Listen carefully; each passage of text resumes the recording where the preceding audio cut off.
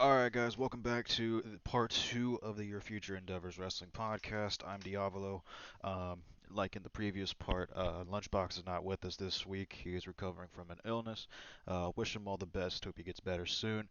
And he says he plans on being back for next week's episode. So, um, look forward to having him back, obviously. But I will go ahead and continue just right where we left off with AEW Dynamite, which was once again a great show. They don't ever miss. Um, I don't really have much negative to say about it, if anything at all. Um, like I said, they don't miss. Ever since I've been watching their product on a weekly basis, which has been for a couple months now. They have really impressed me. They've added a lot of great pieces to their roster. They have a lot of really good homegrown talent, and so it's good to see that where professional wrestling is at this moment, especially with how good AEW is. Um, so yeah, we'll just go ahead and get into the action of the show. It opened up with CM Punk. He was to be on commentary for the night. He, came out, had a huge pop. Obviously, I mean, who doesn't love seeing CM Punk in a wrestling arena, in a wrestling ring? Great to see. He did another like stage dive into the fans, which was really good. And then he went to the commentary table. And as far as our in-ring action, it started off with Adam Cole versus Frankie Kazarian. I think this makes a lot. This match made a lot of sense. Being Adam Cole's first match in AEW, Kazarian being dubbed the Elite Hunter, and Adam Cole rejoining the Elite. It's kind of like some fresh blood for him to go after. Which I can't be mad about. And they put on a really good match. Adam had a huge pop on his entrance. The Adam Cole Bebe was thunderous um, at being in that big of an arena. It's really incredible to see, especially with him having been in NXT for so long. Um, yeah, there's some pretty cool spots in this match. There was like a point where Adam was tuning up the band to do a super kick, kind of like an ode to Shawn Michaels. He's someone that has drawn a lot of comparisons to Shawn Michaels throughout his career, and I can see it. So it came across as like a little bit of an homage to him. Uh, Obviously, he spent so much time in NXT, like directly working with the man, so he definitely has a lot of respect for him, I would believe. Um, I usually mention anytime a match gets a "This is awesome" chance because it's obvious that it resonates well with the crowd, and this was that. It was a great match. Um, Adam ended up getting the W here, which I think is good. Obviously, you want to establish him as a big star, especially because well he is, and with his first match being in AEW, uh, I don't think you want to bury him and have him lose right away. So I think it was a good decision to have him go over with the W. He did hit Kazarian with the Panama Sunrise into the last shot and picked up an easy W. Well, I say easy. It was a pretty back and forth match, uh, either way, it was really good. Then he cut a promo after. He got a mic. Um, story time with Adam Cole, Bay. He was talking about how since he's been in AEW, there's really been only three people to get under his skin so far, and that is Christian, Jungle Boy, and Luchasaurus. And then decided to set up a six-man tag. He challenged them, and I believe it was confirmed later on in the night that Christian, Jungle Boy, and Luchasaurus will be taking on Adam Cole and the Young Bucks. I believe this is happening on the 2-hour edition of Rampage this week, which I'm looking forward to. I think this is going to be a banger. All these guys are really good in the ring, so I imagine they're gonna put on a hell of a show. Moving on, we had a bit of a string of promo work here, which is all good in my opinion. They were all good. AEW does this thing really well where they don't spend too much time on their promo work. Like um, some people do get like more time than others for their promos, but a lot of times they do really quick promo segments or interviews or whatever. And I think it's good for the purpose that it gets straight to the point. It's not some long drawn out contrived thing, and they do really well with with their promo work, and it goes to show here. I think we had like a string of 5 promos before we had like another match, and it didn't feel like it took up like a huge chunk of the show. Um, we had first off, it was the Lucha Brothers and the Butcher and the Blade promo, which was pretty good. The main purpose of this was to set up their future matchup. It was going to be on that Friday's episode of Rampage, and I believe it was for the world tag titles. So that was pretty much all it was. It was just setting up the match, but I thought it was good. They did everything within their own characters. It was pretty quick to the point, and like I said, it wasn't some long, contrived, drawn out thing. Following this, we had a promo from Sammy Guevara and Fuego del Sol, and they were sitting on top of a car. And now, like with Fuego's new AEW contract that he earned, he decided to buy a new car. And the first thing that he wanted to do with this car that he claimed to love so much was to use that as like a crutch to challenge Miro for the TNT title. And he essentially said he's willing to put everything on the line to try to win this championship. And he set up the stipulation where if I lose, like I'll hand over the keys to my car to you. So he challenged him for the match on Rampage, and it was essentially a car versus title match, which was interesting. Um, the only thing I could really say about this segment was I don't see Miro losing um, the TNT title like right now. Maybe like it's probably sooner down the road, but I don't see him dropping it to Fuego. I believe there'll be like a more of a spectacle whenever it comes time for Miro to drop that championship. But as for right now, I mean the promo work was good, but I will say that it did feel a bit predictable. We'll get more into it later, but there was a little bit of a surprise with how that match ended. Um, Following this, we had an MGF promo, and I really love this guy as a heel. Uh, he uh, he's really just a savage. He will do, say, insult anybody, anything. You know, he will do anything to generate some heat. And with this feud that's been brewing between him and Brian Pillman Jr., he once again was like talking down upon Brian Pillman. Who obviously did tragically pass away many years ago. Um, there's a point where like he like looked up at the heavens to like communicate with them, and then he was like, "Oh, who am I kidding?" And then like put his head down to signify that he thinks that Brian is in hell. Um, and I thought that was good heel work. It generated a lot of heat to the point where the crowd was chanting. It was like asshole, asshole, or you're an asshole, or something to that effect. But they were definitely calling him an asshole. Um, it was like shortly after he was insulting Brian Pillman. Pillman Jr.'s music hit, and Wardlow kind of was there with MJF. He steps out of the ring and kind of walks up the ramp to intercept it, but Pillman instead came from the crowd from behind. I believe he had a steel chair on him. He goes to attack MJF. Wardlow kind of notices that this is happening, confronts Pillman Jr. Just takes the chair. Like he didn't like attack him right away. He just kind of like took the chair out of his hand and then slung it to the side. And then Pillman slapped him in the face, and that's whenever like a brawl ensued. But Pillman ended up getting the uh, the better part. Uh, the better part of the two here. The thing that I was like most intrigued with by this is like over the last couple weeks, um, that I've noticed is Wardlow has been getting belittled by MJF, and it seems like he's not so willing to help him as I've seen him do in the past.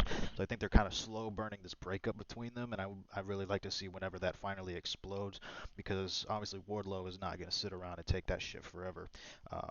And it really, I mean, MGF doesn't need to have like the bodyguard.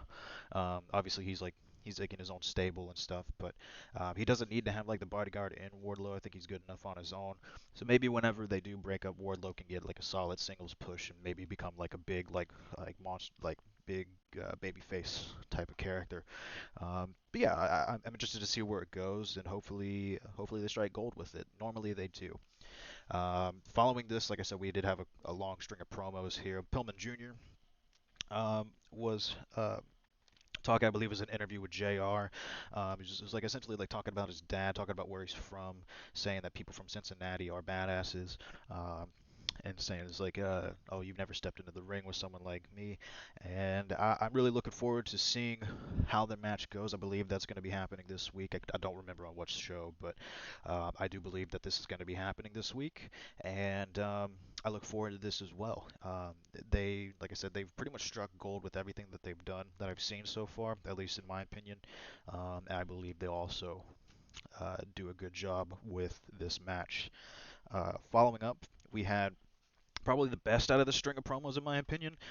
It was Christian and the Jurassic Express. They cut a promo, and it started out with like Jungle Boy was talking about like how good of friends that this group is with the Jurassic Express and Christian kind of like stopped him. He was like, well, I think Adam Cole has some pretty good friends too.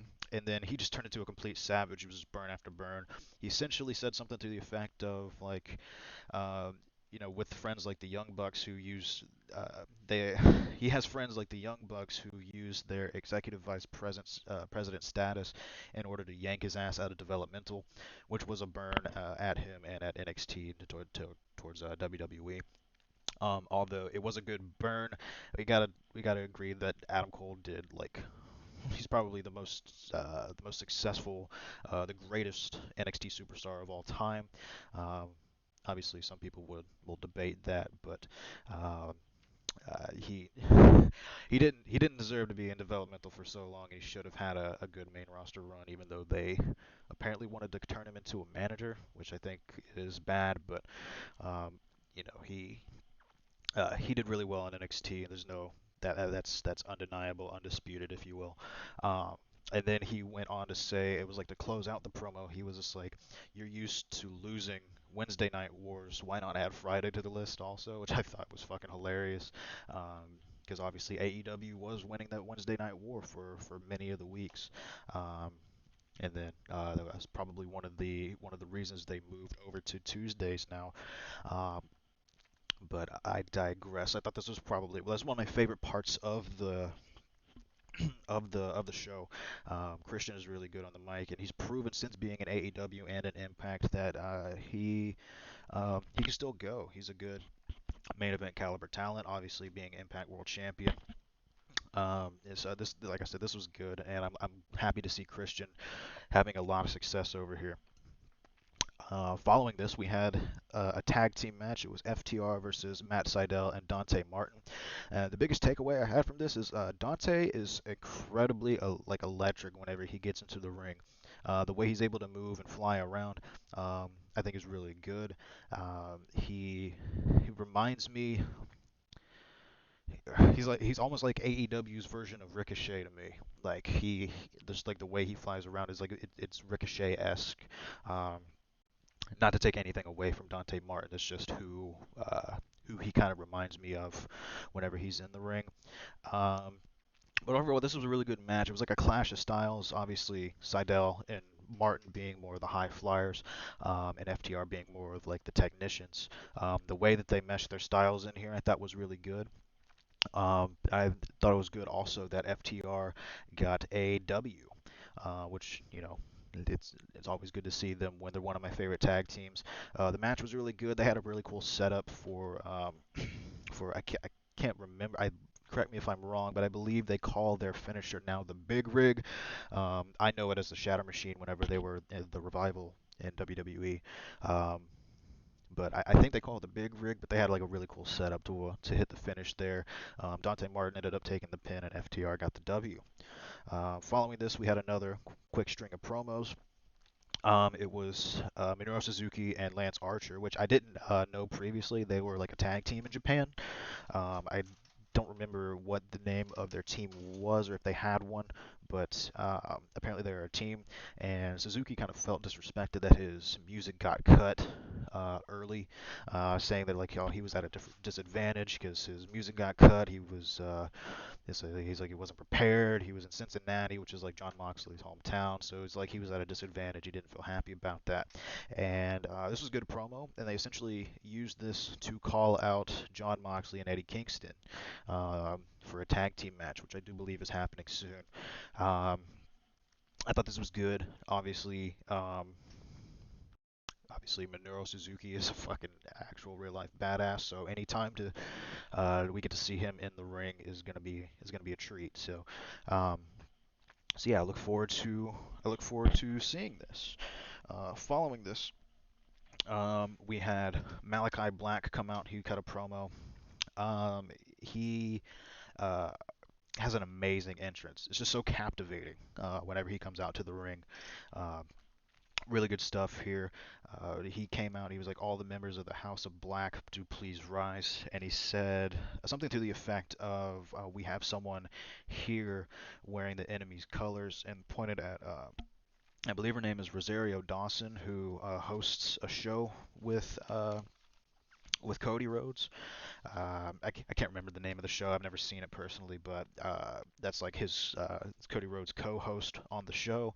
She was there in the Nightmare Family attire, and she came out from the stands uh, after Cody was revealed to be walking down through the crowd. She came out and just kind of like jumped on not Moxley, jumped on Malachi's black on Malachi's back, causing a distraction, and then that set up the brawl between Cody and Malachi, and they pretty much just beat each other's ass through the stands. They kept like grabbing people's drinks and smashing it over people's head. I'm sure some people probably weren't happy about that because arena concessions can be quite expensive, especially a lot of those drinks were alcoholic. So uh, he I thought this was good. It goes to show that they're really trying to get over that this is a bitter rivalry. Obviously, Malachi has just been running roughshod through the Nightmare family, and I imagine that this will probably be like the first true test for Malachi. I think Cody Rhodes is going to come out swinging, and this is going to be a great match. I can't wait to see this. Following up, we had a promo from the Bunny. She was there with Penelope Ford. It was essentially calling out Anna Jay. They were going to have a match, I believe, that Friday on Rampage. Um, Let me check to make sure they were. So it was just setting up that match, and I thought this was good. And then they cut over to the Dark Order, who was all there. Everybody was there, including Anna Jay and Ty Conti. They were there to interview Anna Jay about the match, but Evil Uno kind of cut her off and was just like, "I'll be sure to be there at ringside." And then, there was some squabbling back and forth. Anna Jay said that she didn't want them at ringside in her match because of all the infighting. Um, didn't want anyone from the Dark Order involved except for maybe Ty Conti, obviously, um, with them being like the best friends. So I thought this was good. Also, I'm really looking forward to see what happens with the Dark Order. They've been building this up for so long. Maybe it comes to the point where they have a new leader. Maybe someone from the outside steps up and decides to lead them into the future. But we shall see. Maybe they completely implode.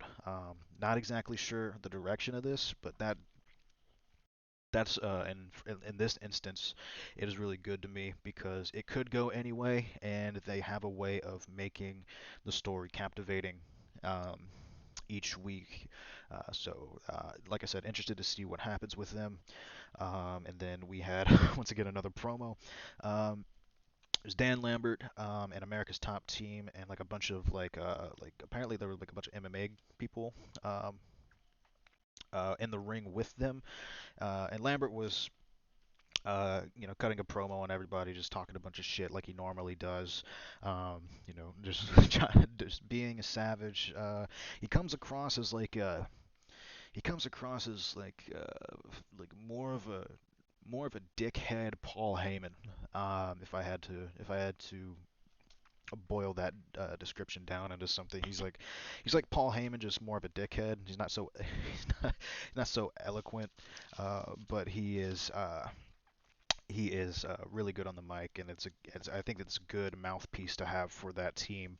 Uh, but once again, they were like calling out the locker room and stuff, and they were interrupted by Chris Jericho and Jake Hager, which I thought was good because Chris Jericho is obviously somebody who can hold his own on the mic, and going against Lambert, they had some pretty good quips back and forth.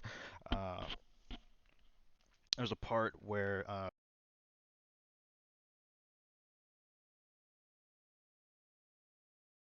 Apologies, my headset cut off. There was a part where um, it seemed as if he was like starting chants, giving great burns. He's like I'm a fat-headed piece of shit. Yeah, yeah, yeah, or something like that. Um, and then he said something to the effect of a lot of people weren't happy about this, but he essentially said, "It's like with y'all being America's top team." He was like, "Who's on top?" Insinuating like the obvious there.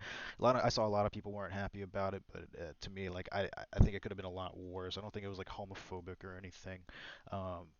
You know, it was it it was edgy, but I think if we're gonna draw if we're gonna draw the line there and not about MJF, kind of literally talking shit about the dead. Obviously, it's not. Obviously, he doesn't mean it because it is within character. But if we're gonna start drawing the line somewhere, I think disrespecting the dead like that should be taken a little bit more seriously uh, than a slight gay joke, which in reality isn't all that bad, in my opinion at least. It could have been a lot. It could have been a lot worse. This only. I'm not gonna say it was. I'm not gonna say it wasn't bad, but it could have been a lot worse. I didn't mind it because it's within character. It's edgy. It's not something that he means himself, and it didn't feel like cheap heat or anything. And it got a good reaction out of the crowd. So I know some people weren't happy about it, but we all have the rights to our own opinion. Um, and he made a couple references to how, like, with the MMA guys being in the ring, that he's gotten in fights backstage with MMA guys before and held his own, referencing the fact that he and Brock Lesnar got into it backstage, and I believe he and Goldberg also got into it backstage once. He had some messages there for that. Um, I thought the segment was really good. And I look forward to seeing Top Team versus Jericho and Hager. I think they could put on a really good match. And obviously, anytime we get to see Chris Jericho in a ring, that was really good. Following this, we had a promo from the Gun Club, which essentially uh, was explaining the reason why they turned on Paul White. They said that they feel disrespected because as a team, with all three of them being uh, like doing trios work and then doing tag team matches where one person is obviously missing from just doing regular two-on-two matches, that they're undefeated and talk about how wins and losses matter in AEW, but for some reason they haven't had an opportunity yet at the championships, and they feel disrespected, and that is why they had to change a character, which I think is a good reason. If you obviously, whenever you feel disrespected in any aspect of life, you will tend to feel differently, act differently towards these things. It doesn't always uh, indicate like that you're acting like in a negative way or like turning heel, so to speak. But in this instance, whenever you're vying for these opportunities and you're working your ass off and you're just still kind of being overlooked, I can understand being upset about that. So it really explained the change, and I thought it was good. I thought it was a good idea to have that there. Um, yeah, I couldn't be mad about this at all. Moving on, we had. Sorry, I'm trying to keep it to where my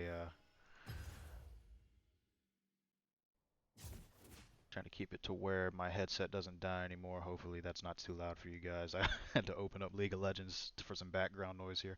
Um, But yeah, moving on, we had another match. It was a singles match.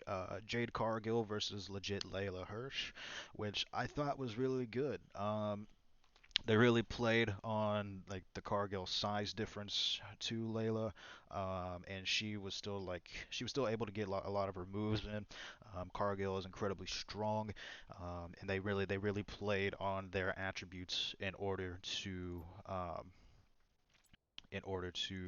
make this match work, which I thought was really good. Um, they both look really good in the match.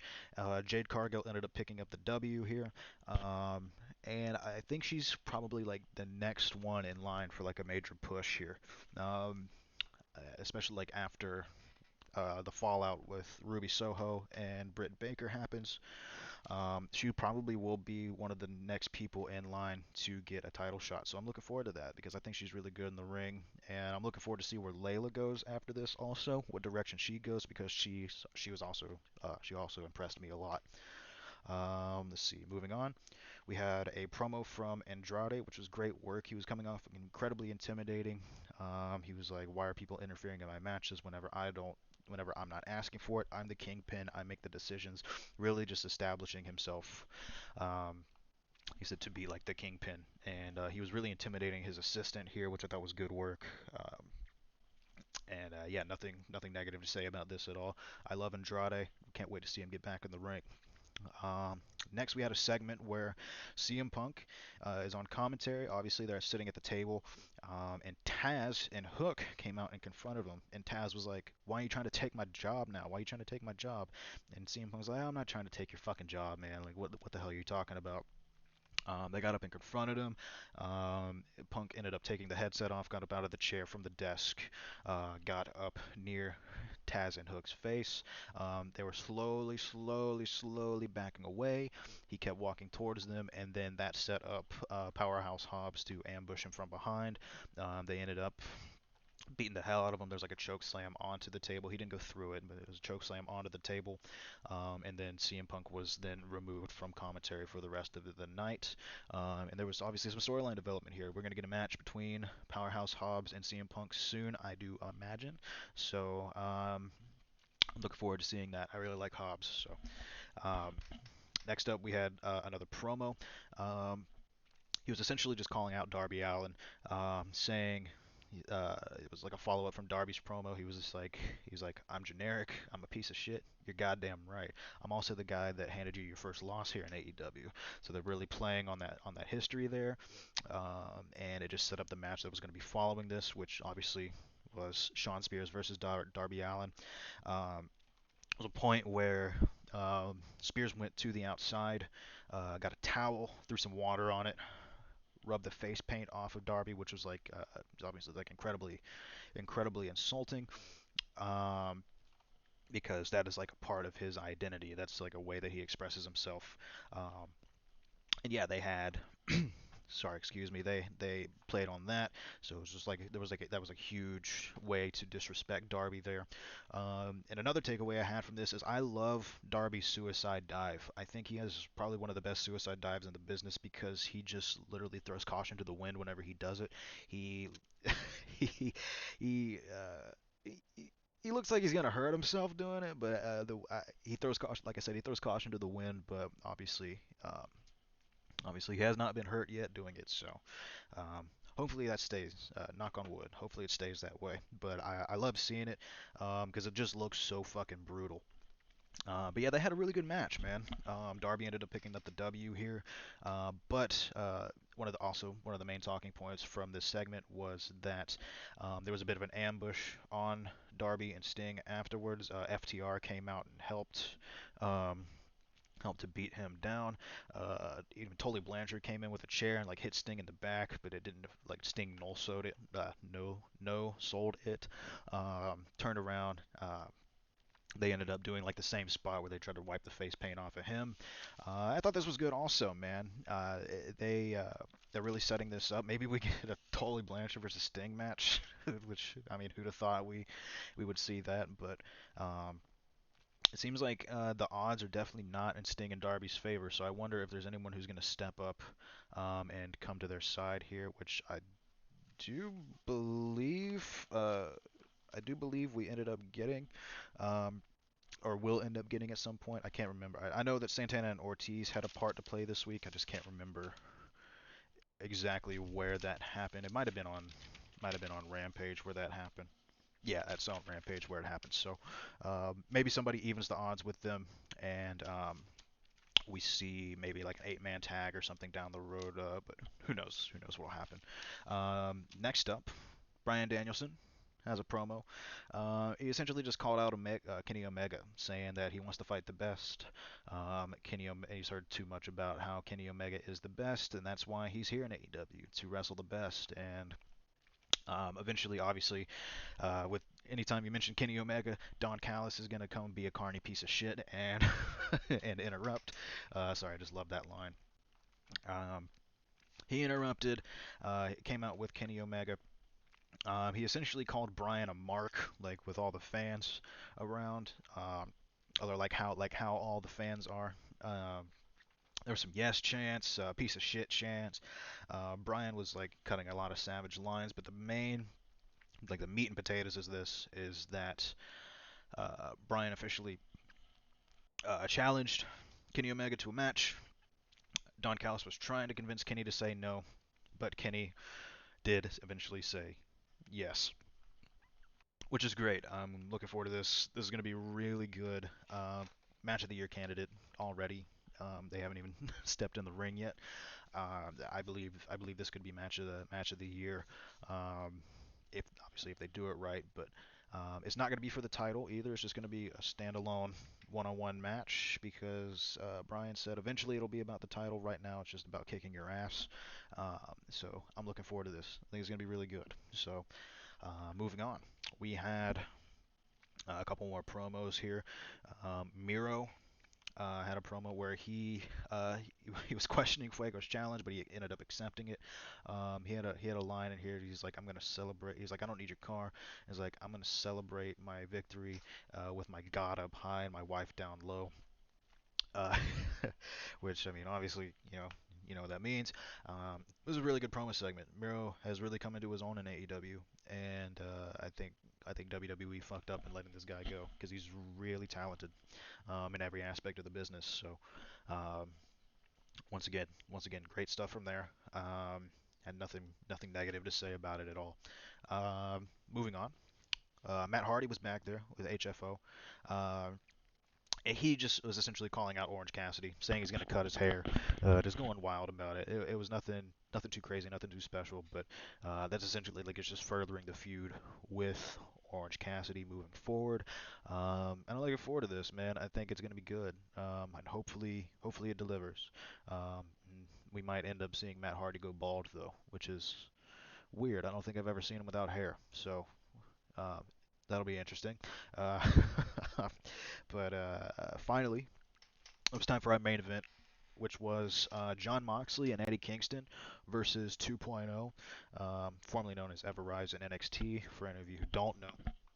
And essentially, like before the match even really started, they ambushed them from behind with Daniel Garcia there, um, which was and the match itself was like really good. Lots of physicality. Eddie Kingston and John Moxley are probably two of the most hard-hitting wrestlers in the business at the moment. Um, and they had a really good match. Afterwards, Suzuki came out with Lance Archer. Well, not with him. His music hit. He walked out, had John Moxley's attention, and then Archer kind of ambushed Eddie Kingston from behind, and that's how the show ended with them just essentially brawling. Um, it was good. It was good. I look forward to seeing this tag team match between them. I think they're gonna have a fucking banger. Could be one of the best tag team matches of the year. I don't think it'll surpass the Lucha Brothers and the Young Bucks from All Out, but I think they're gonna kill it, and I'm looking forward to seeing this. Like I said earlier, Minoru Suzuki is a living legend, real life badass. So it's a treat to get to see him on our AEW weekly programming. As far as AEW as a whole, I give it an 8 out of 10. Wasn't a perfect show, but it was very good for what it was worth. Set up a lot of development moving forward. Um, I'm looking forward to see the directions that a lot of these people go in. Like I said, they don't really miss. Obviously, it wasn't a perfect show. It's hard to get a 10 out of 10 perfect show. I would say anymore. Like All Out is an example of a 10 out of 10 show. But this was really good as well. Nothing in here really bored me. So yeah, 8 out of 10 for this. Um, and I cannot be mad about it. Can't wait to see what they do tomorrow night. But I am filming this on Tuesday. Um, so next up, we had Friday Night Smackdown, which in my opinion was also a really good show. But there were some things about this show that irked me. Um, in a couple different ways. So started off with the Bloodline coming down. They cut a promo. It was essentially like, excuse me, Paul Heyman was essentially saying that everybody fears Roman. Brock Lesnar fears Roman Reigns. Finn Balor fears Roman Reigns. And they were out there pretty. They were out there for a little bit. It was a pretty quick segment, but with them, I remember like Roman asked the crowd to acknowledge him. Obviously, they booed him, and he handed the mic over to Paul. He was like, "Teach these people how to properly acknowledge me." Then Big E was surprising. He interrupted Roman here. He is still technically, I guess, a SmackDown superstar, and I think with the draft coming up soon, they're probably just saying like to hell with the brand split for now. We'll just like get some really good action on our TV screens, and then they'll go back to the brand split with the draft coming up soon. But he interrupted it. He interrupted him. Um, got in Roman's face a little bit. There was a "You deserve it" chant, which obviously Big E is your new WWE champion, and he does deserve it. He's one of the hardest working people in the business, and I think he's proven for a long time that he is someone who deserves that singles push. So um, definitely really good here. And then Finn Balor interrupted and got involved, and I believe that's whenever they cut. So whenever they cut to commercial, we come back, and it was Big E and Finn Balor versus the Usos, and which I believe they said was a championship contenders match, but I don't see them being a tag team. Like I don't see this match happening again in the near future, not without like more pieces involved, more than likely. I'm not sure why they called it a championship contenders match. I don't know why they even do championship contenders matches, or like why like that phrase is even a thing. Just have a regular match. If they win, they can be in title contention. It doesn't really need to be expressed because real, true wrestling fans know that that's kind of how it works anyway. So I digress. It doesn't matter. Um, but this was a really good match, and like to my point. Uh, Earlier with us, the Usos took the loss here, which I don't think there was any universe where they weren't going to in this situation. Um, the only thing I had about this is I'm not sure like the direction for this, the like where does this go moving forward. That I'm not so sure about, but we shall see. Obviously, these guys are really good anytime they get into the ring, but it just felt like this match was a bit directionless. Like there's not really going to be any true follow up here. But we shall see. We'll see what they pull out of their hat. And then there was a Roman Reigns promo and a Paul. There was a Roman and Paul Heyman promo backstage. Uh, Heyman was really gassing up Roman here that um, that the reason that like Brock showed up at SummerSlam and it was like is doing all this and had to like throw shade at Heyman is because he fears him. He knows it's the only way that he's going to get under Roman Reigns' skin. And there was a lot of tension getting built up more here. And Paul seems to be just kind of like fearing for his life at this moment. I'm pretty sure he's he's sleeping with one eye open. So uh, I yeah, I love this. I love all the work that the Bloodline is doing. Um, I think that the only bad thing about like having this looming Lesnar feud with the match with Finn Balor happening is I fear that they're going to feed the demon to Roman, which I don't think needs to happen. I think the demon is a character that it's very rare that we get to see, and if we do get to see him, it should be protected. I don't mind him losing necessarily, but I would rather it be in a way that like protects both guys. I don't want to see the demon get buried at all. But we shall see how they manage to book this. They haven't really missed too much with the Bloodline and Roman Reigns and Paul Heyman. So I imagine uh, they have a really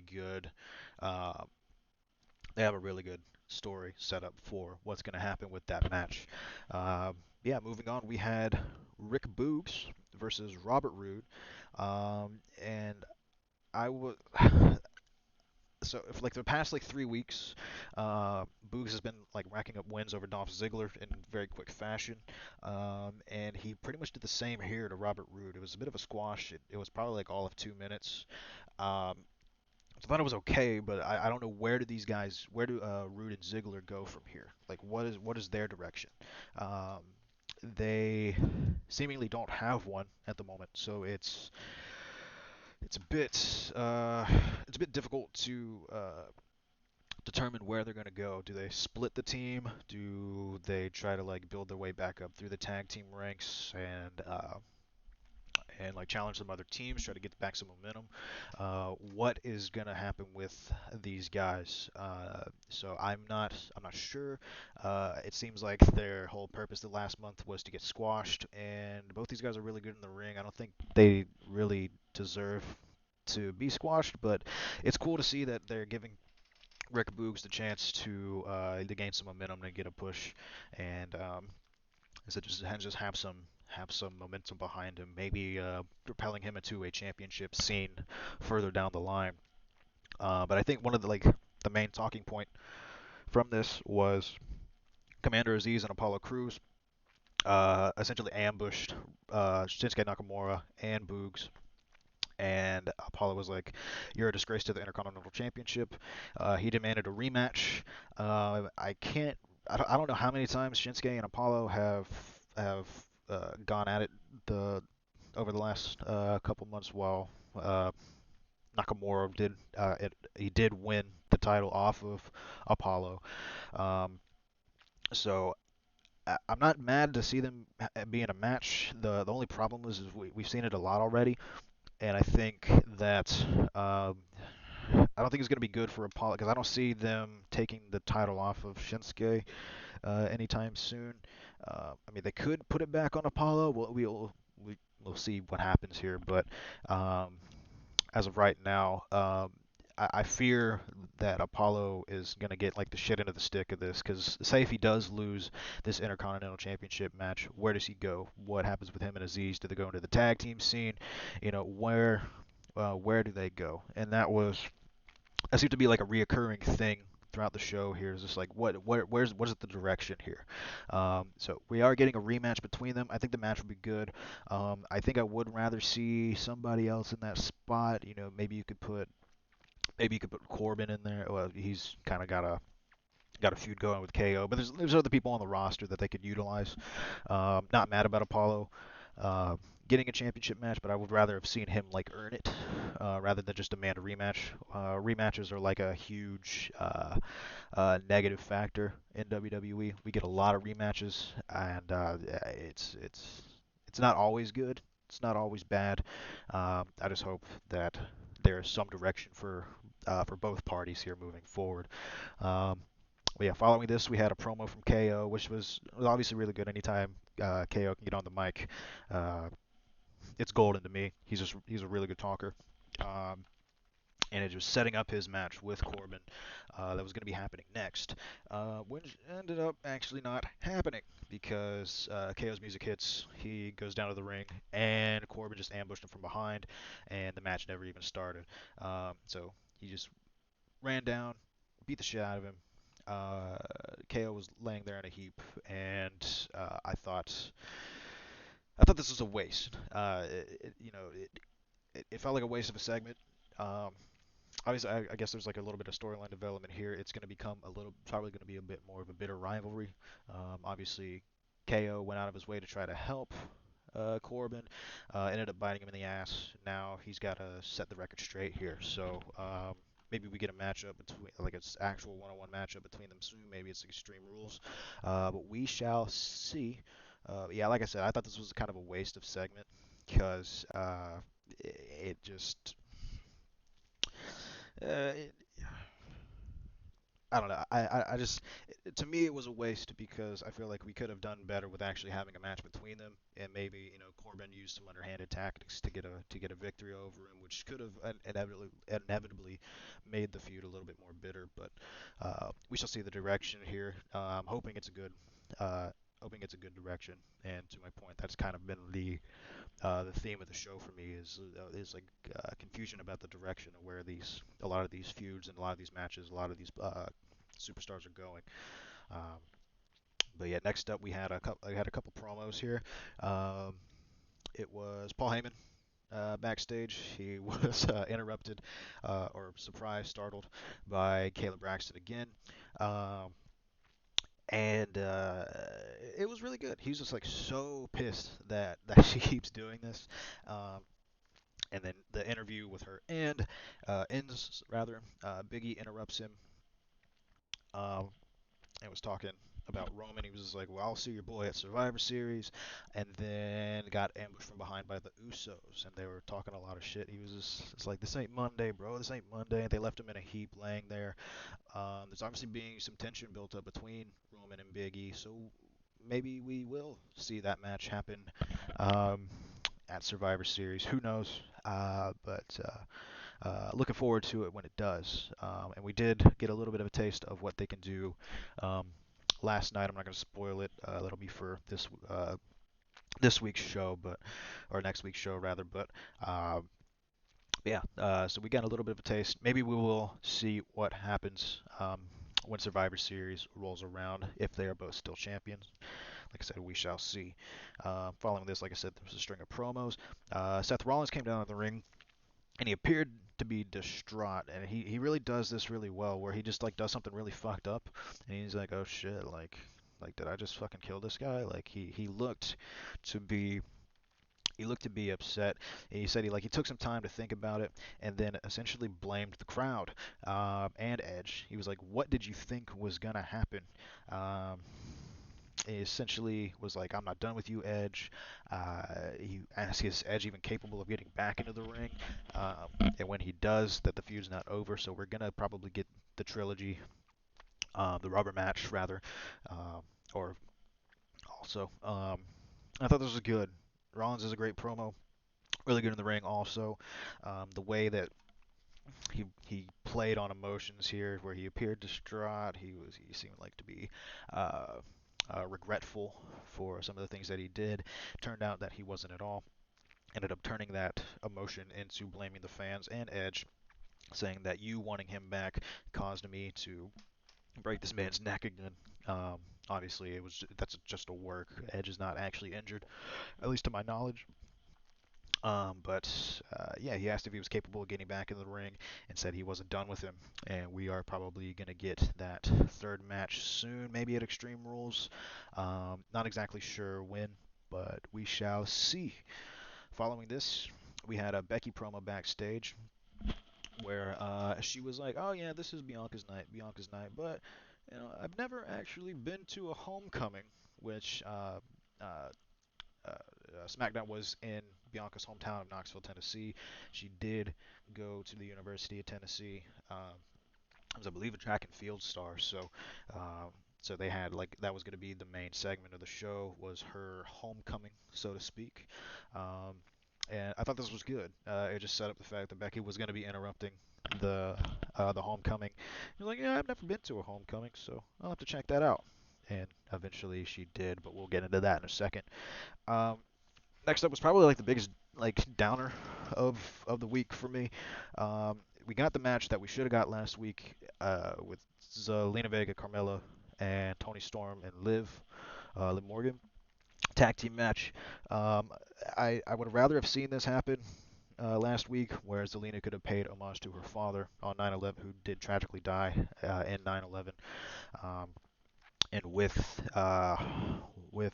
this uh, with this segment, if they weren't going to push it, that's fine. But I would have rather the match not have ended the way that it did. I thought it was just a waste of all four of these women's talents.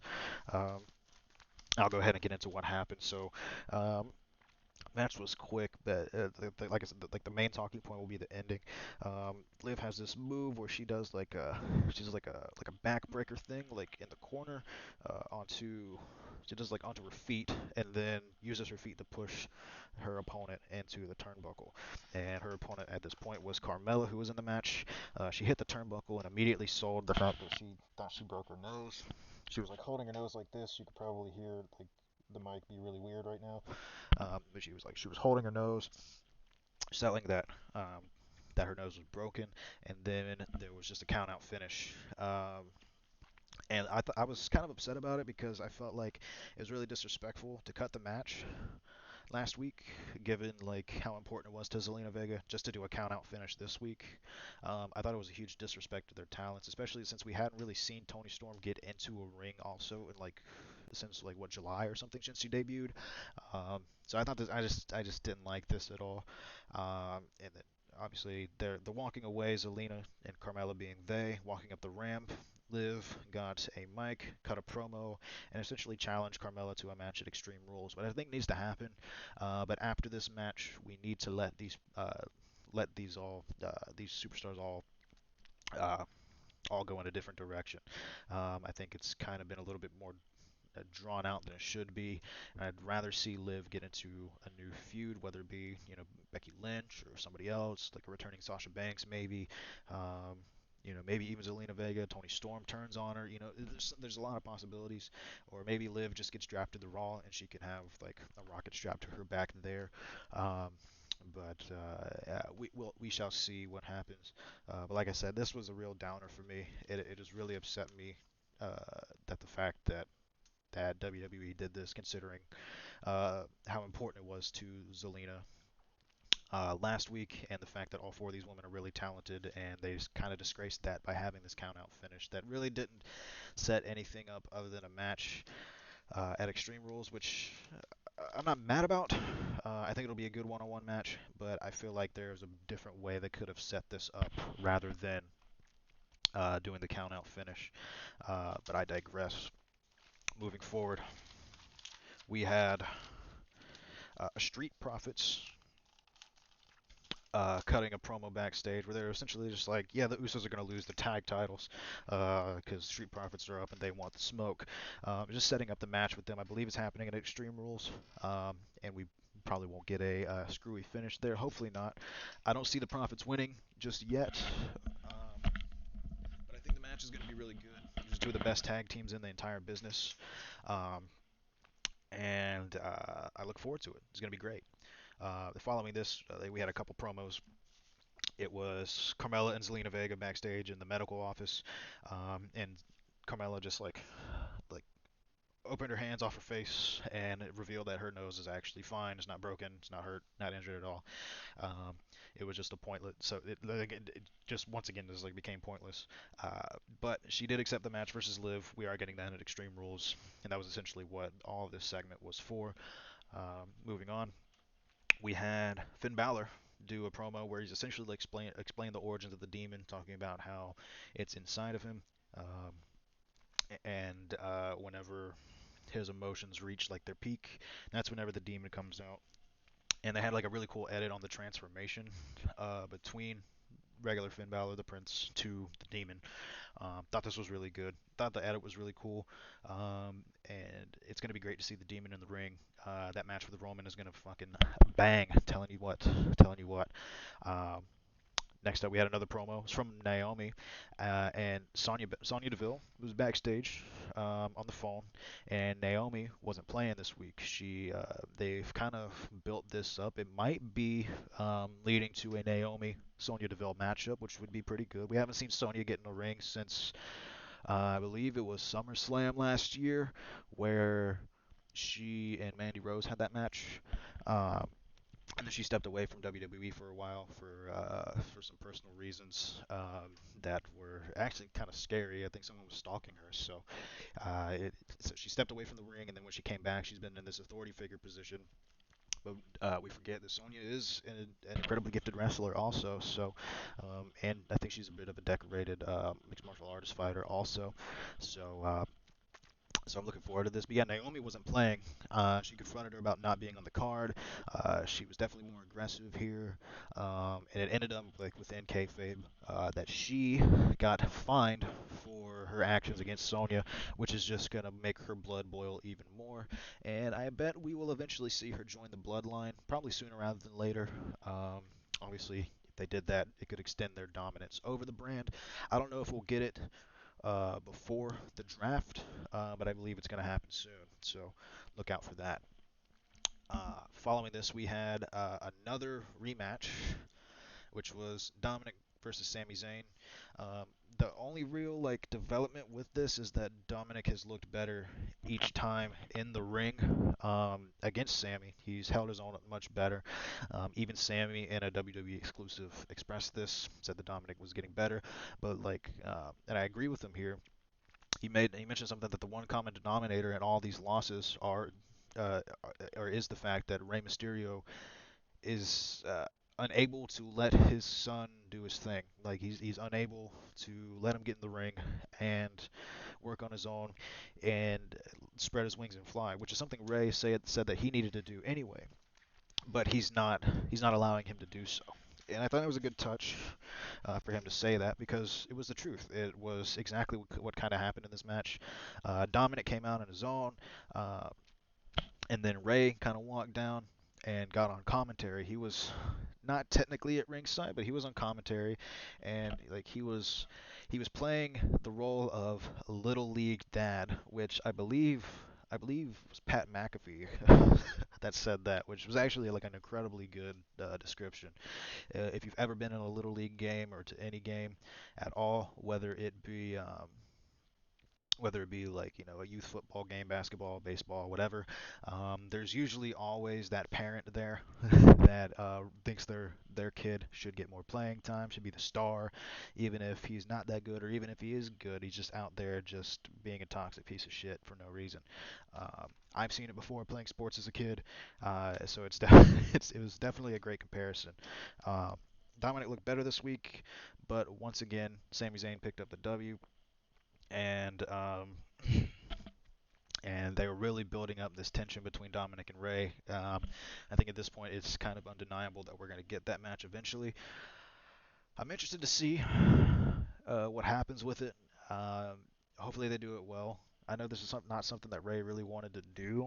I heard reports of, so it's going to be interesting to see how they do it. Who's the one that snaps? Who's the one that goes heel here? Obviously, you got to have a feud in these fights, so it's going to be interesting. But we shall see where it goes. Um, Next up, we had a bit of a surprise, which I probably should have seen this coming because they were in Knoxville. But Kane showed up, who is now, in his real life, Glenn Jacobs is the mayor of Knox County. So I guess it made so much sense for him to show up here. And he was the one that was introducing Bianca to her homecoming celebration here. So she was welcomed in by Kane. She was presented the key to the county, which I can't remember who I saw say this. I believe it was one of the Watt Culture guys. Maybe it was Simon Miller on Twitter. He said, "I'm really looking forward to Bianca Belair's feud with Sora from Kingdom Hearts because Sora carries around the big, the big keyblade, and that's kind of what it looked like. Honestly, it was like just a big ass key." And it did kind of look like a Keyblade. So maybe we get Sora versus Bianca Belair in the future. Who knows? Uh, just kidding, of course. But uh, they were, if you don't know, the University of Tennessee.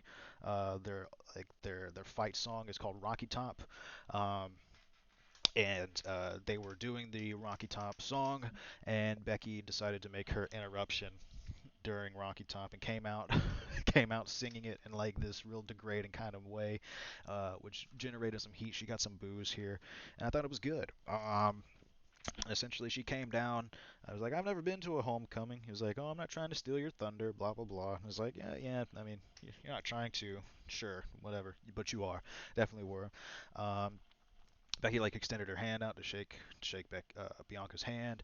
Uh, Went to go walk away. Bianca didn't let go. Tried to brawl.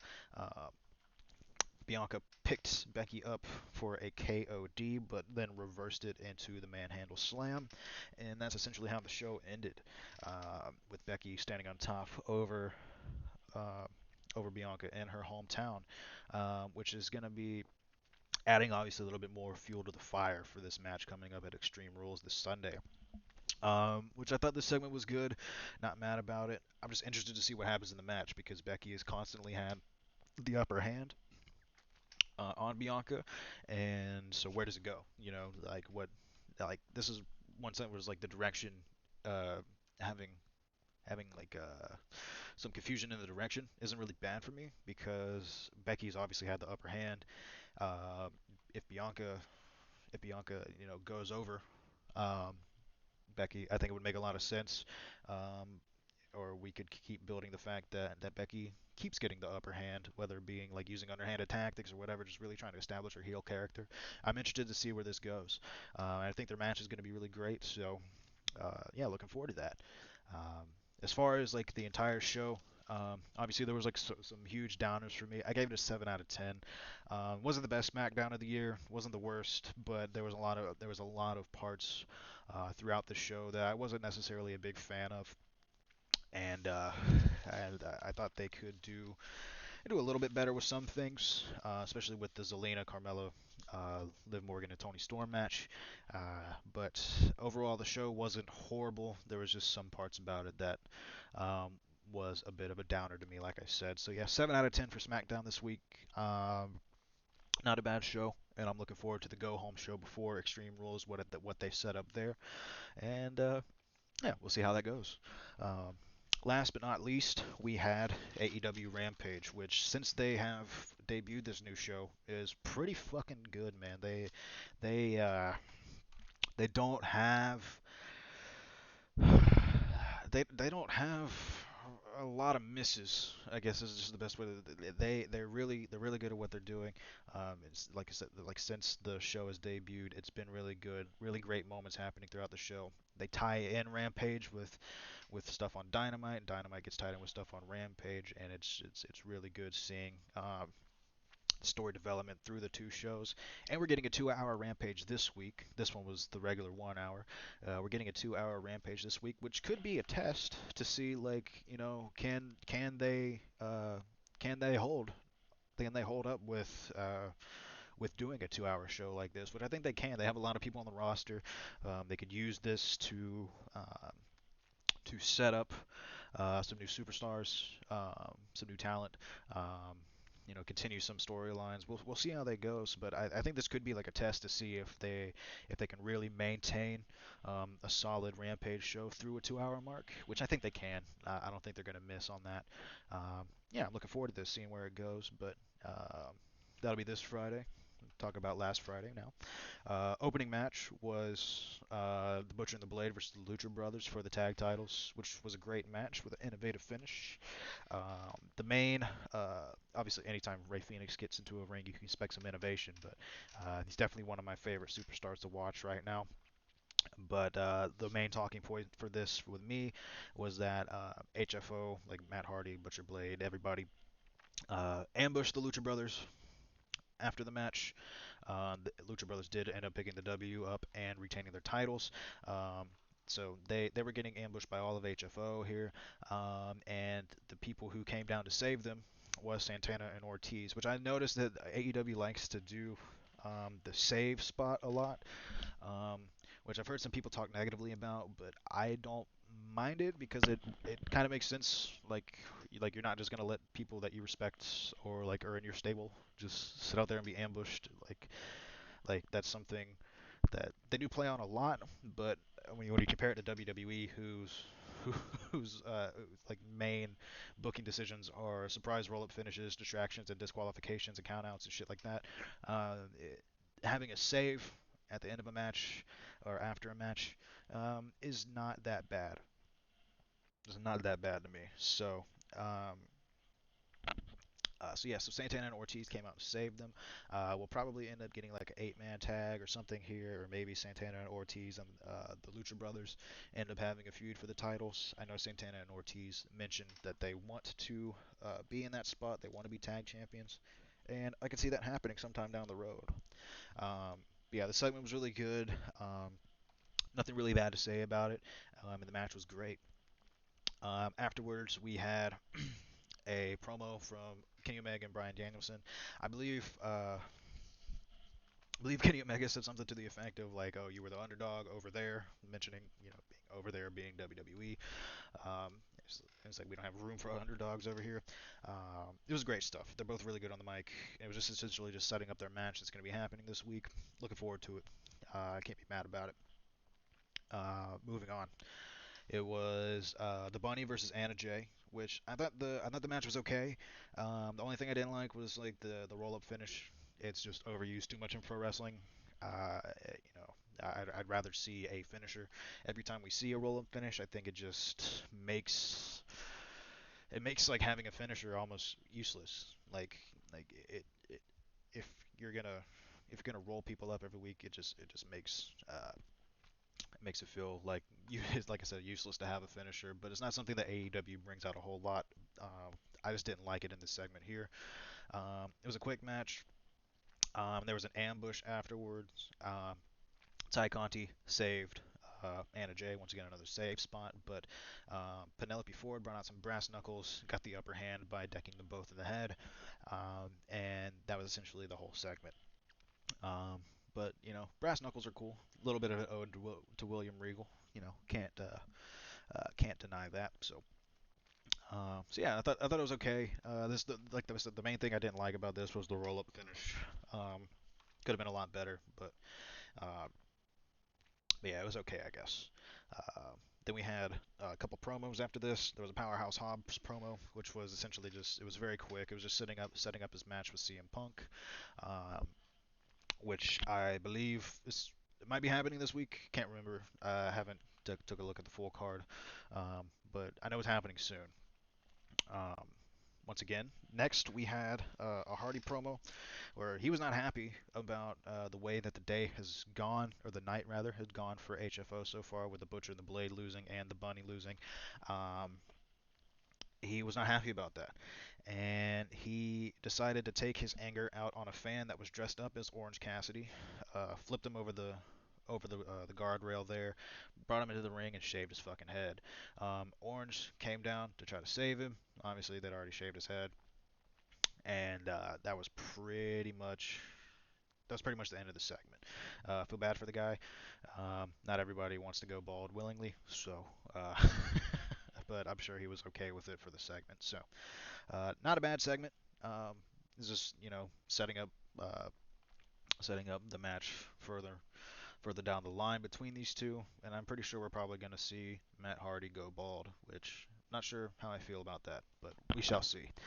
Um, Next up, we had a great promo, probably one of the best promos of the week, was with Ruby Soho and Britt Baker. Um, and there was a lot of shots at WWE here. Um, Ruby said something to the effect that she's always known who she is. She just now has the freedom to be able to express it, which I thought was great because they didn't really utilize her well in WWE, and they didn't give her a chance to express her character that well. This was even something uh, that sorry, excuse me. There's something that Britt Baker touched on a lot in her promos. Um, this was good. This was really good. There was a lot, like I said, there was a lot of shots at WWE, but it was great mic work from both. It's probably the best promo I've seen Ruby cut ever, especially since it's not scripted and she could just be herself. Who'd have thought that you could be so good whenever you don't have a script shoved down your throat? I thought it was good. Britt ended up failing to ambush uh, Ruby here, and Ruby stood tall with the title in the ring. I thought this was great. I'm looking forward to their match. I'm not sure if Ruby's going to win though, but if she does, I'll be very excited about it. Britt's had a good run. Um, if they decide to continue with Britt moving forward as champion, not mad about it. If they decide to put Ruby over, definitely not mad about it either. She's someone who should have already been a singles champion in a major promotion. So, um, once again, very good stuff here. Now, to the end segment, um, we had the side-by-side promo with Fuego del Sol and Miro. It was solid. Miro, once again, great on the mic.